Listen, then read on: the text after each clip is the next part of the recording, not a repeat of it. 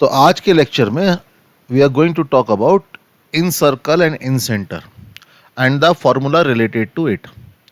यहाँ पे इन सर्कल क्या होता है, इन सेंटर क्या होता है, उसका रेडियस जो होता है, जैसे हम लोग क्या कहते हैं इन रेडियस, ये क्या होते हैं और इसे मैं डिफरेंट पैरामीटर से कैसे रिलेट कर सकता हूँ।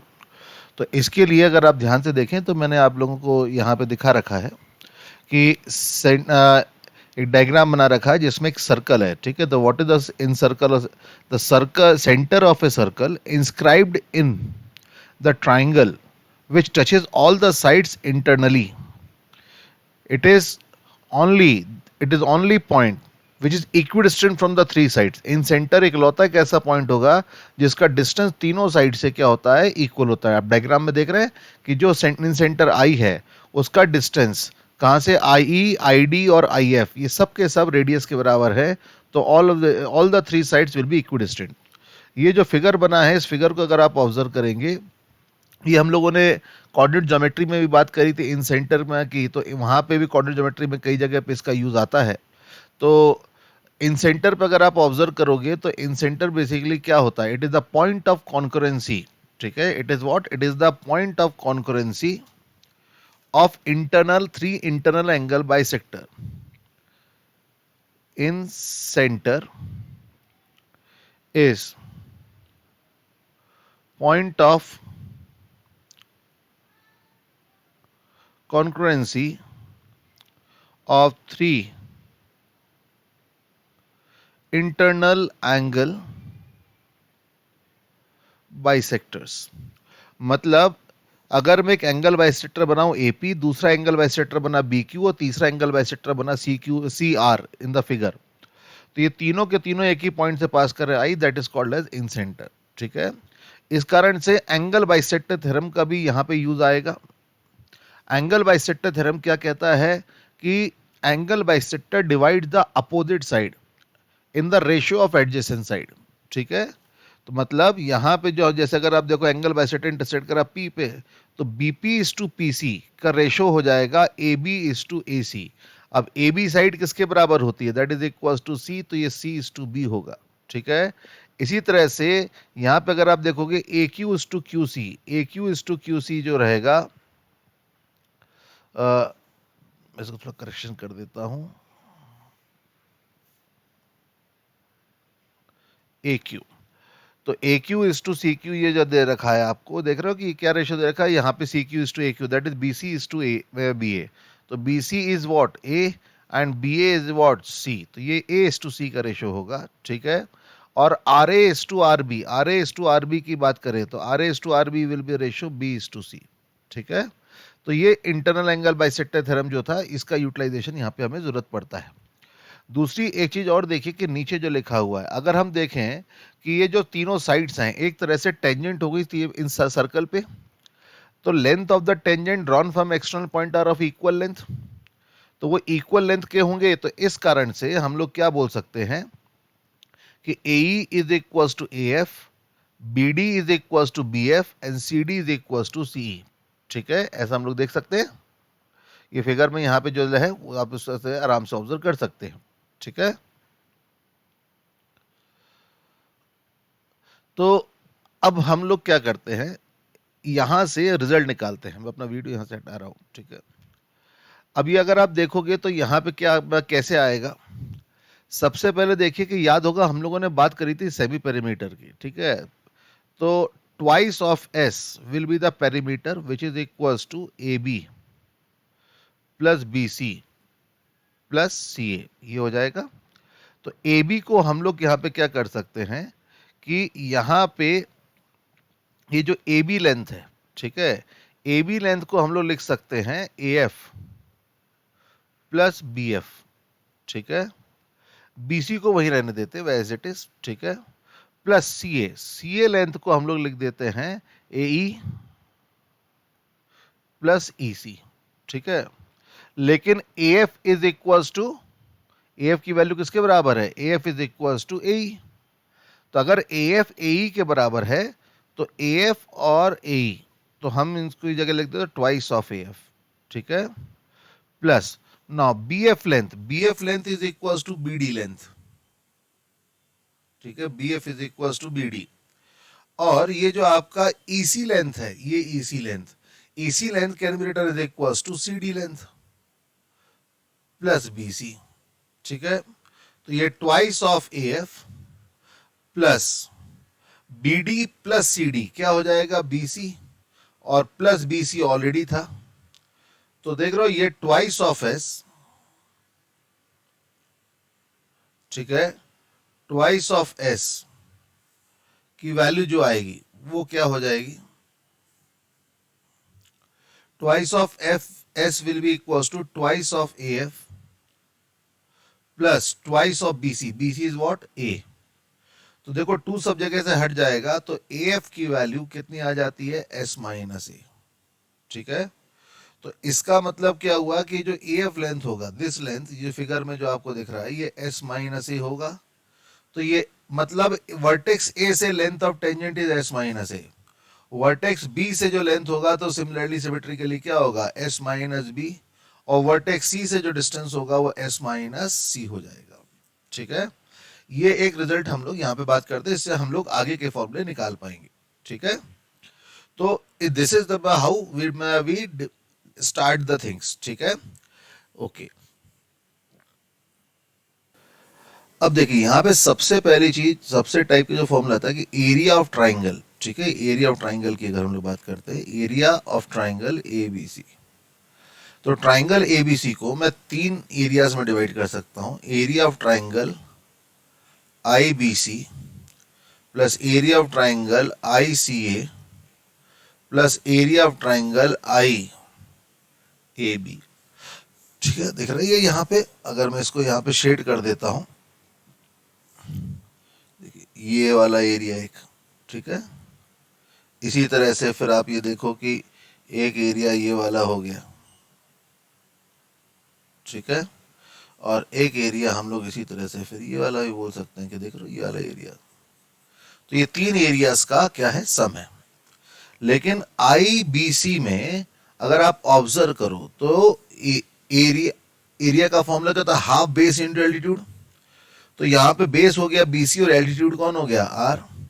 तो बीसी का लेंथ कितना है, ए इंटू आर। इसी तरह से आई सी ए ट्राइंगल में ये आपका 1/2 बी इंटू आर हो जाएगा, और यहां पे ये 1/2 सी इंटू आर हो जाएगा।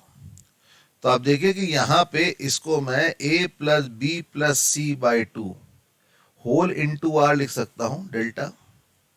तो डेल्टा ये देख रहे हो कि ये क्या है, this is nothing but it is the semi perimeter, तो s इंटू आर। ओके, तो this is what s into R is. तो हम लोग यहां पे क्या करेंगे कि इससे हमारे पास इन रेडियस का सबसे पहला फॉर्मूला जाता है डेल्टा बाय एस। ठीक है, साथ में हमारे पास एरिया का भी फॉर्मूला जाता है, delta is equal to S into R. ये हमारा सबसे पहला फॉर्मूला होता है। ठीक है, first one. Now comes the second one. अब सेकेंड वन वाले की बात अगर हम लोग करें तो आप देखिएगा कि यहां बड़ा सिंपल सा फॉर्मूला आता है उससे। ठीक है, ये देखो क्योंकि ये एंगल बाइसेक्टर है, अगर ये एंगल बाइसेक्टर है तो ये वाला जो एंगल होगा वो कितना होगा, b बाई टू। तो गो इनटू द ट्राइंगल आई बी डी। ठीक है, ट्राइंगल आई बी डी में जाओ, तो ट्राइंगल आई बी डी में क्या हो रहा है, वहां पे अगर मैं लिखना चाहूं कितना, 10 ऑफ b बाई टू, तो 10b बाई टू क्या आएगा, what will be the 10b by two. तो 10b बाई टू की वैल्यू जो आएगी that will be equals to I D upon B D. अब आई डी तो इन रेडियस है आर, और बी डी जो है वो आपका एस माइनस बी है। तो इस कारण से inradius will come out to be S minus B 10 of b by two. अब इसी तरह से अगर आपने ट्राइंगल कौन सा लिया होता, आई ए एफ या फिर ट्राइंगल आई ई सी, तो आपको वहां से s minus A 10 of a by two, symmetrically s minus C 10 of c by two, ये आपके पास फॉर्मूले आ जाते हैं। ठीक है, तो ये हमारा दूसरा सेट ऑफ फॉर्मूलाज आ जाता है इसका इन रेडियस का। ठीक है, तो इन रेडियस के दो फॉर्मूले हो गए, R is equal to delta into S, excuse me, और दूसरे ये सेट ऑफ फॉर्मूलेज ये आ गए। ठीक है, अब इसी फॉर्मूले से अगर हम लोग ऑब्जर्व करते हैं कैसे, देखिए ये जो पहला लिखा हुआ है हम इससे क्या लिख सकते हैं, r cot B by two, r cot B by two is S minus B, और r cot C by two that is equal to s minus c. ठीक है, यहां तक बात क्लियर है। तो now let's add these two equations. अगर हम इन दो इक्वेशंस को हम लोग ऐड कर देते हैं तो जरा देखिएगा, इधर आपका हो जाएगा r cot of B by two plus cot of C by two, that will be equal to 2s minus b minus c which will be equal to a. तो स्मॉल आर, इसको अगर मैं साइन कॉस में change करता हूं तो cos B by two upon sine B by two, cos C by two upon sine C by two is equals to a. इसको LCM लेके आप सिंप्लीफाई करिए तो न्यूमरेटर वाला पार्ट जो होगा वो cos B by two sine C by two plus cos C by two sine B by two whole divide by sine B by two sine C by two, ये आ जाएगा। This will give you that will give you what equals to a. तो अब numerator को अगर observe करोगे तो ये आपका sine of B plus C by two आ जाता है, that will be equals to a sine B by two sine C by two. तो sine B plus C by two को मैं cos of A by two लिख सकता हूं, ए को मैं 2r साइन ए, और साइन ए को फर्दर सिंप्लीफाई कर दो तो sine A by two cos A by two, साथ में sine B by two sine C by two, ये दिख ही रहा है। ठीक है, तो cos a by two cos a by two cancel हो गया, तो देख रहे हो small r comes out to be 4 capital R sine of a by two sine of b by two sine of c by two, this is small r। ठीक है, अब यहां पे मैं आपको याद दिलाना चाहूंगा कि हमने बिल्कुल चैप्टर के शुरू शुरू में एक रिजल्ट निकाला था cos a plus cos b plus cos c का। cos a plus cos b plus cos c is equal to 1 plus 4 sine A by two sine B by two sine C by two. तो हम लोग यहां पे देख रहे हो कि क्या करें, cos ऑफ a, यहां लिखने की बजाय मैं इसको यहां लिखता हूं, cos of a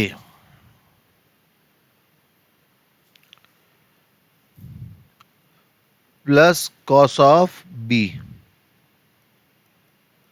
plus cos of c is equal to 1 plus 4। अब 4 sine A by two sine B by two sine C by two को मैं small r upon capital R इस वाले एक्सप्रेशन से लिख सकता हूं। तो इससे हमारे पास क्या होता है कि ये एक्सप्रेशन और आ जाता है।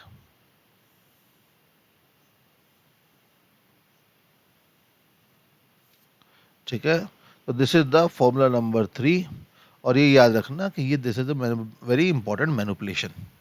ठीक है, we have three or four formulas for in radius which correlates with in radius. Those formulas are: number 1, small r is equals to delta upon s; number 2, small r is equals to s minus a tan a by 2, s minus b tan b by 2, s minus c tan c by 2. The third formula which comes is in radius is equals to 4 times capital R, that is circumradius, into sin a by 2 sin b by 2 sin c by 2. और उसी में एक हम लोगों ने पुरानी चीज को अटैच करा कि cos a plus cos b plus cos c is equal to 1 plus r by capital R। इस वाले एक्सप्रेशन में अगर आप एक चीज नोट कर कि मान लीजिए अगर ट्राइंगल इक्विलेटरल होता तो क्या होता, cos a plus cos b plus cos c, अगर इफ ट्राइंगल इज इक्विलेटरल तो क्या होता, उस केस में a equals to B equals to C equals to 60 degree हो जाता है। cos 60 डिग्री कितना होता है 1/2। तो 1/2 plus 1/2 plus 1/2 is equals to 1 plus R upon capital R. तो इससे क्या आ जाता कि r upon capital R would have been 1/2। ठीक है, तो capital R is equals to 2r। तो this is the sufficient condition to show that the triangle is equilateral. तो अगर ट्राइंगल इक्विलेटरल होगा तो ये ध्यान रखिएगा कि ट्राइंगल इक्विलेटरल होता है तो उसका सरकम रेडियस उसके इन रेडियस के क्या होता है, हाफ होता है। ठीक है, सो सरकम रेडियस जो होता है वो इन रेडियस का डबल होता है। ठीक है, क्लियर है सबको यहाँ तक? ओके, तो लास्ट वाला जो हमारा वीडियो था उसमें हम लोगों ने लेंथ ऑफ मीडियन का फॉर्मूला देखा था। उससे एक क्वेश्चन भी करा था जो मैंने लास्ट टाइम आपको होमवर्क में दिया था कि आप लोग ट्राई करें। ठीक है, उसके बाद फिर अब यहाँ पे अगर हम देखें कि यहाँ पे हमारे पास एक length AP, AP means what, length of angle bisector from the vertex A। Vertex A से जो एंगल बाइसेक्टर होगा वो निकालना है हमको। ठीक है, तो वो हम लोग कैसे निकालें? तो चलिए देखते हैं कि उसे एंगल बाइसेक्टर का लेंथ हम लोग कैसे निकाल सकते हैं। देखिए यहाँ पे अगर हम देखें कि AP का लेंथ निकालने की, length of AP is what, length of angle bisector.